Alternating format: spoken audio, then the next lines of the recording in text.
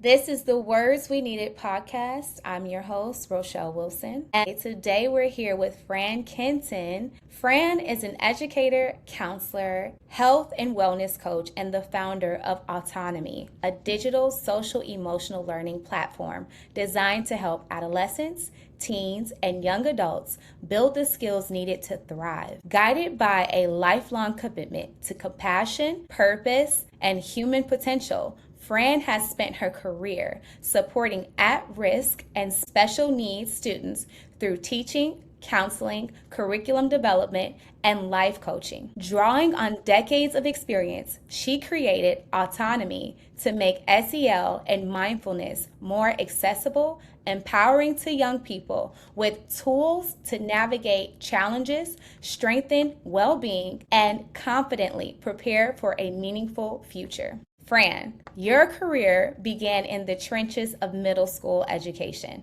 doing heavy, vital work with at-risk youth, counseling groups, and gang interventions. Looking back at that intense early chapter of your professional journey, what were some of the systemic emotional hurdles you faced alongside your students? Thank you, Rochelle, for having me on your show. I'm looking forward to this conversation. I appreciate it. I started teaching in middle school prior to IDEA, and many of the students I taught would today be identified as special needs students. I'm sure many of them had ADHD, ADD, ODD, PDD, learning disabilities, LD, the entire alphabet soup, but there were no services for them. And so the way to reach them was to treat them as people. Yes. To understand them as individuals. I learned very quickly that the traditional educational system, as it was set up with the expectations to be on grade level and use the materials that were presented, was not working. My first class prior to that, for the first semester I had ever taught on my own, was with a very high-level English class. But next door to me, there was a retired, actually, Army sergeant who had the kids who were struggling. And I heard a cacophony of noise next door. I was drawn to that. And it broke my heart to hear him screaming at them, and they're screaming back at him. And it did not feel like education to me. I didn't understand it. So I went next door and I asked him, I said, would you mind switching classes at the semester? Because those kids spoke to me and the kids I was teaching did not need me. I cared more about the individuals than the subject I was teaching. And for whatever reason, I felt like I could make a difference. I had worked in different programs and nonprofits in college, and that's what I needed to do. So he said, you're crazy, but sure, if the principal is good with it, have at it. And I did. We switched. It was the best thing I ever did, and it set the course of my entire career. I called publishers. I got sample books, desk copies, tore them up, made kits on every level from first grade through grade level, 7th and 8th grade. And I divided the kids into groups as if I would have been teaching an elementary school classroom. And I had them change activities every 15 minutes. I observed the kids. I understood they were anxious. They were angry. This school was not a comfortable environment for them. And the neighborhood I taught in was a gang-impacted neighborhood. So here the kids were coming to school feeling very disempowered. They were not empowered in school, but yet they'd go out on the streets and they felt very powerful. And they acted out their power in ways that they should not have. That inspired me to continue my education. And while I was teaching, I got my pupil personnel degree and was able to lead groups. I led gang intervention groups and girls groups, lunch bunches where I had lunch with the kids and really sought to understand who they were, what purpose the gangs served for them. And I understood it. We all need to belong. We all need support.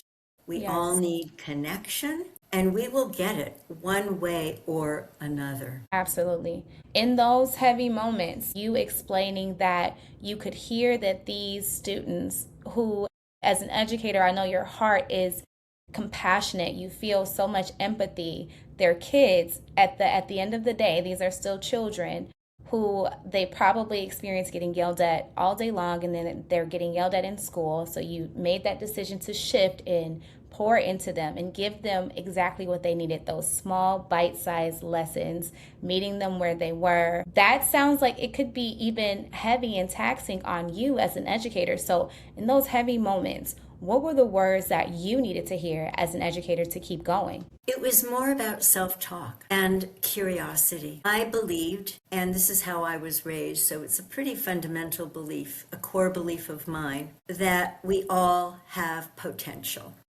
Yes. In whatever it is, we have value. Every human has value. And so even when I saw one little boy literally in my classroom jump out of his chair, both feet onto the table, my first reaction was not sit down, but how on earth did you do that? Wow. And I love to dance. And I said to him, do you like to dance? And he said, I love to dance. And I said, I'll make a deal with you. You don't have to sit if you can't. I'm not going to force it, but you cannot bother anybody else. Do the best you can, do your work, and let's put on a show for the PTA. I got a dance group together. We met after school and we performed for the PTA. And this little boy came dancing to music, doing flips onto the stage. Even the principal was on his feet applauding. Yes, that's the same principal who had been using the paddle on this little boy because there was corporal punishment way back in the 70s in California, where I am. Mm-hmm.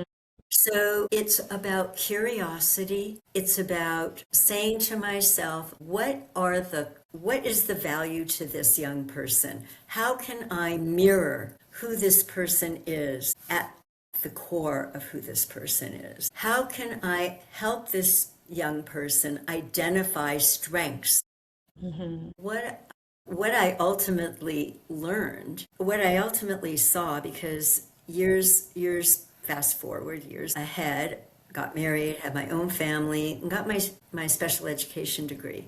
Mm-hmm. And what was so frustrating to me were all the meetings that were focusing on student deficits, and that seemed to be out of balance.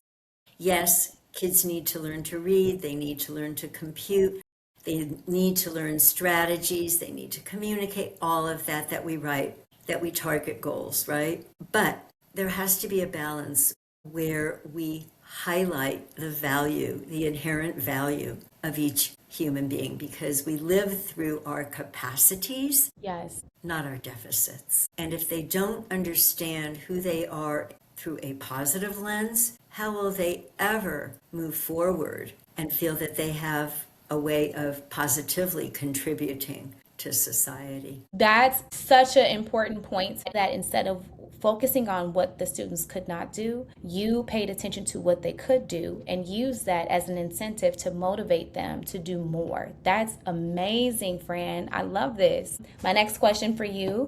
You later co-authored the Transition Partnership Project curriculum, helping special education students successfully navigate the daunting shift out of high school. For alternative and special needs populations, that transition can feel incredibly dysregulating and uncertain.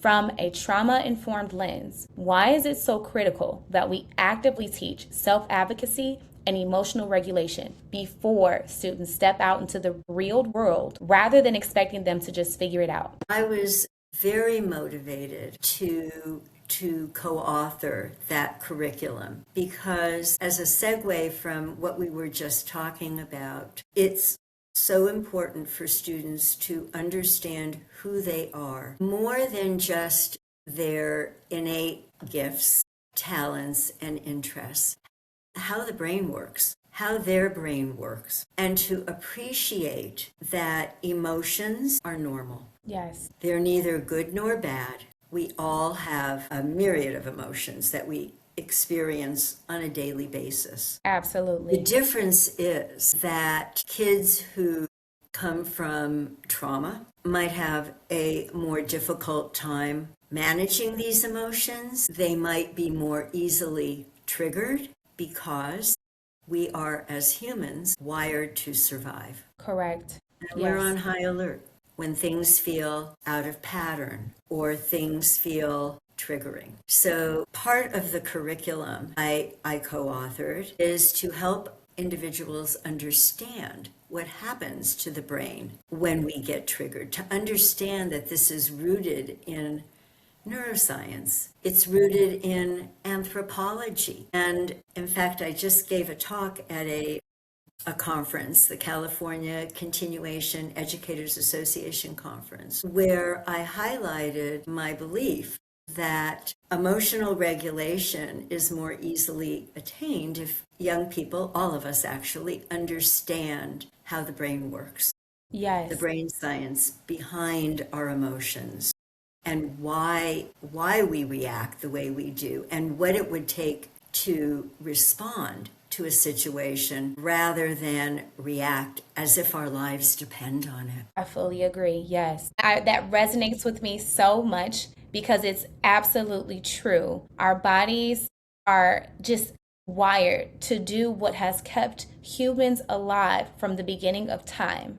So when you don't have any other tools because either you are not taught anything else or you have been in survival mode for so long, this is what you're going to get: reaction rather than reflection and processing and then responding. That resonated with me. This was really good information. That piece of understanding who we are, our strengths, our capacities, our values, and digesting our experiences and how those experiences have shaped and formed our life perspectives. Yes. And then to be able to be mindfully engaged in our days. Yes. Is helpful not just for school success, but beyond school, life success, to help us develop healthier relationships, understand where we fit in our community and how we can contribute, and be successful on the job, be a contributing member of society. I feel like there's a process to it, and it's a sequenced journey of learning, understanding, and having those caring adults around us reflecting those positive traits, teaching how to identify emotions, helping students understand that where they have control and how they can respond mindfully rather than reacting and giving up control. Because the price we pay when we give up control and we just react and trigger, it can be life-changing in a very negative way. And I've seen it, unfortunately. And this sounds like your work with autonomy. I fully see the vision of your research, your work, your advocacy, your philanthropy. It all comes together seamlessly. Wow. In addition to your clinical and educational background, you are a certified health coach, fitness trainer, and yoga instructor. It's clear you view youth development through a whole person, mind-body lens. What was the turning point or gap you noticed in traditional education that made you realize academic support isn't enough? We have to explicitly integrate mindfulness, nutrition, and holistic wellness. Thank you for that question. That brings everything together, doesn't it? People will thrive no matter what. They'll be able to access the curriculum no matter what. They have good role modeling at home, so they understand the importance of good food. Not everybody has access to good nutrition. But the kids I worked with and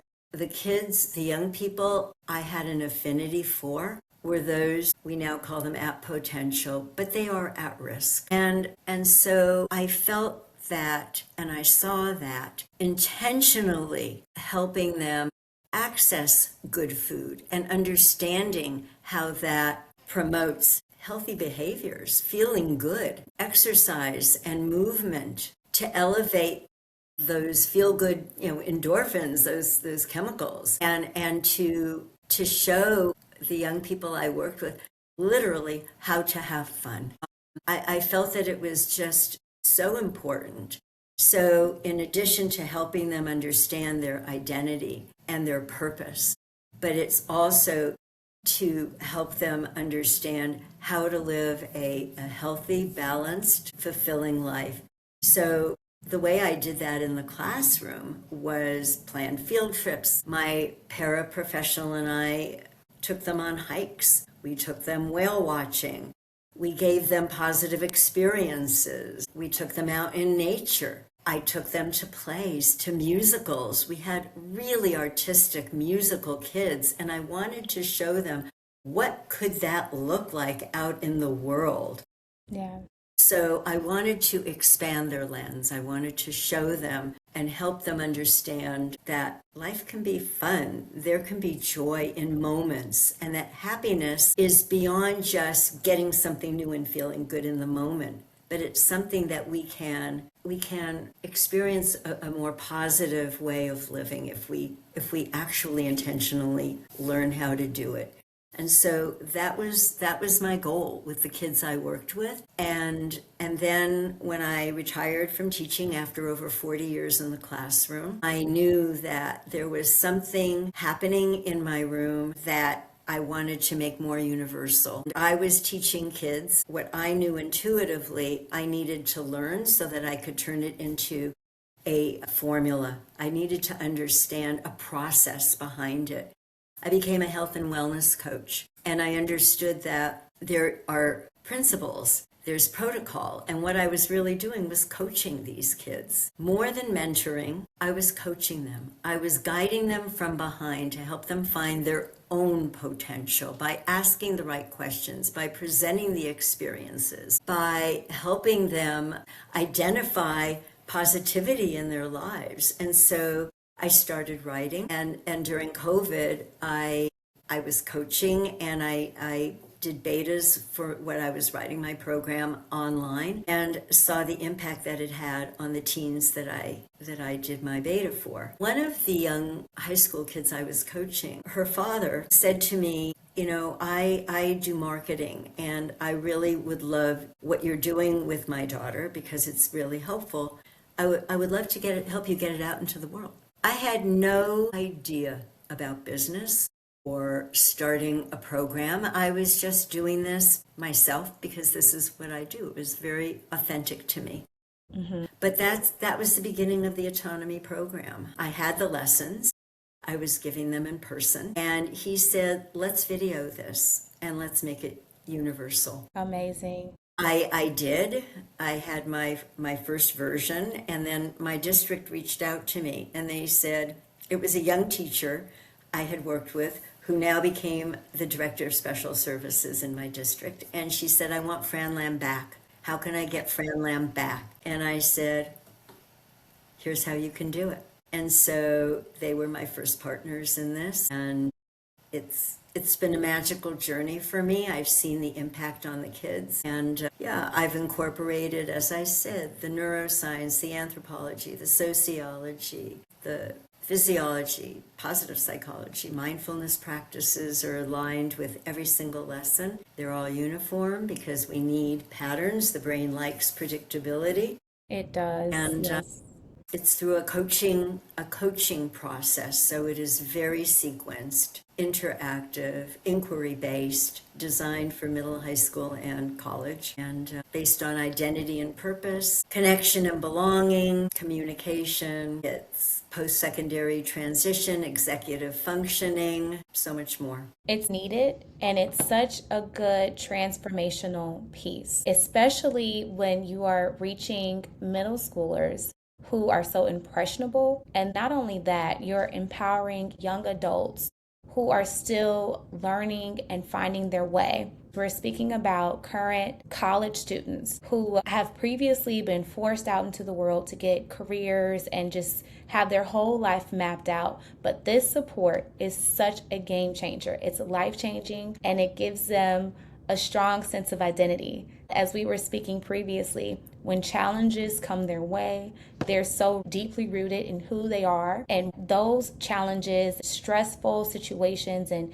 hurdles that come with just being alive, being a person, they're not detrimental. They don't destroy them. They don't destroy who they are at the core. I'm so happy to have this conversation with you and be able to share this with the world. So many people need to hear about your resources, the opportunities that you offer, and the life-changing work that you're doing. So my last question for you today: our audience includes educators, counselors, and providers who are currently navigating a highly stressful educational and mental health landscape.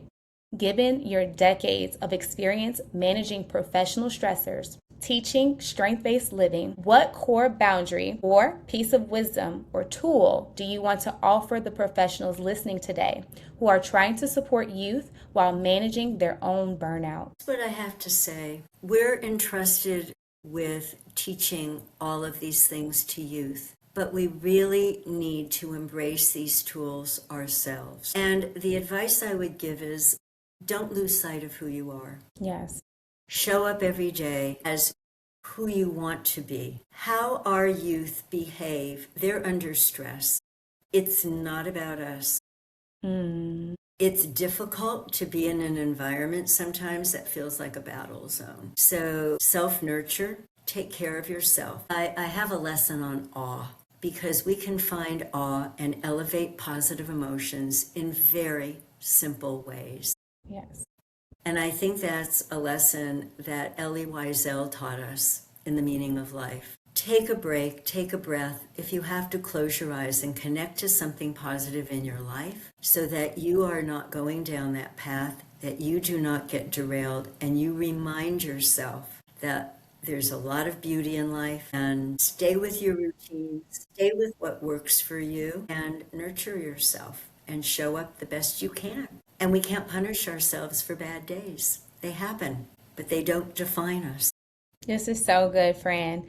I want to thank you for your time. And can you remind our listeners where they can access autonomy? Sure. www.autonomy, AUTONOME101.com. That's the website, or reach out directly to me, Fran, at autonomy, AUTONOME101.com. Connect with me on LinkedIn also. Thank you. Thank you so much.